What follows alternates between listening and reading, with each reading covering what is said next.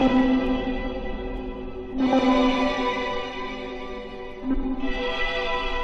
they ready for this?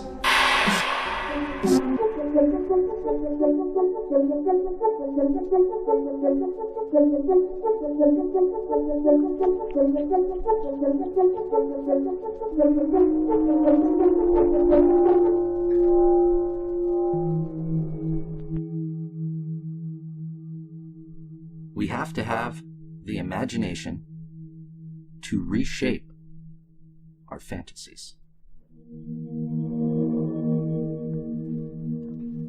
Hello, people. Welcome to The Whole Truth. I'm your host, Michael Escamilla. Now, normally you don't hear from me like this, but today you will. I have an interesting lineup for you here right now, so thanks for joining. Today, I am talking about something that delights me from its implications. It's a small thing I recently learned. This incredible creature is called the hair horse worm. It's a parasite. And we live in a world where it's eat or be eaten. So when people say that eat or be eaten, they typically think about eating. They think about eating, but this little thing has a different plan altogether. It's a larva. It's in the stream. It stays in ponds and streams, and when it's a larva, mayflies, they are attracted to it. They're like, oh, hey, look at me. I found me some food. And who doesn't like to eat? Eat or be eaten. Mayfly finds some food and a larva, eats the larva. Well, this larva is special because the mayfly can't digest it, and it attaches itself into the mayfly's stomach. So now the mayfly is flying around infected. And what happens? Well, what happens is it gets eaten by a grasshopper. The grasshopper comes along, finds the mayfly, and says, look at you, I love food, eat or be eaten. So the grasshopper eats the mayfly. Now guess what happens to the larva that's inside of the mayfly? Now it's going into the grasshopper. And this grasshopper has no idea what it's just done. He thought he just had a meal. Oh no, you just got a uninvited guest. You just invited in an uninvited guest through thinking you were going to eat some food. Oh my goodness, eat or be eaten. So the grasshopper, again, he's happy. He thinks, or she, who knows what this grasshopper identifies as. The grasshopper just got a meal. We'll just refer to the grasshopper as the grasshopper now, so we don't confuse any of the pronouns of the grasshopper. God forbid. I should misspeak here now. But the grasshopper just got a mayfly meal and an uninvited guest, and the worm, the hair horse worm, says, I know where I'm at now. I'm inside the grasshopper. Okay. So it starts eating the insides, the stored fat of the cricket, the grasshopper. I think it's a cricket, but either one. I think they're interchangeable. They're like trans. They can be interchanged, I think. Or not, again, for the serious, grasshopper, cricket people.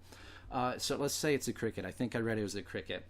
And now the cricket ate a mayfly, and the larva that the mayfly ate is inside of the cricket, and that's why the cricket loses its chirp. Did you even know that the cricket loses its chirp when it gets infected with a hair horse worm?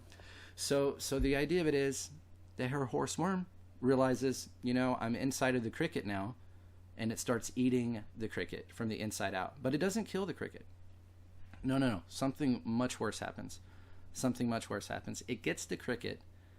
After it's done eating it, it controls its brain and turns it into a little zombie. That's why it loses its chirp, and makes the cricket find a body of water to jump into. And as soon as that cricket jumps into that body of water, the worm starts coming out, so it can lay more larvae and get eaten by a mayfly, and the cycle continues. Now, this is incredibly important to me because on an ecological level, we as a society still do not understand the ecological effects, or benefits, I should say rather, of parasites. Apparently, they offer no value that we can ascertain, and they just take. I find that incredibly fascinating because there's some correlatives that we should look at as well that could apply here. What do they call the news or any of the... They call it the mainstream. Stream. They call it the mainstream. And when these media companies are hatching their larvae in these streams and we're eating them, we're the mayflies, or we're the crickets, one or the other. I don't know the hierarchy of how this works. Literally, I'm just creating imaginatory, that's a great word, imaginative correlatives, where we can compare and look at the contrast. Because when we say eat or be eaten, most people, tell me if I'm wrong, most people would say, well, that means we gotta eat. That's what that means. That means we gotta eat. I think we should account for in nature that some things plan on being eaten to survive. Like media. They say media is consumable. In business, they call people who buy things consumers. I don't think it's an unironic fact that this happens. Not even at all. And this hair horse worm, this parasitic life cycle that we as a society have yet to understand could have implications that we haven't thought about, because the correlatives are outside of our perspective. They're in our peripherals. I don't know. Something to think about.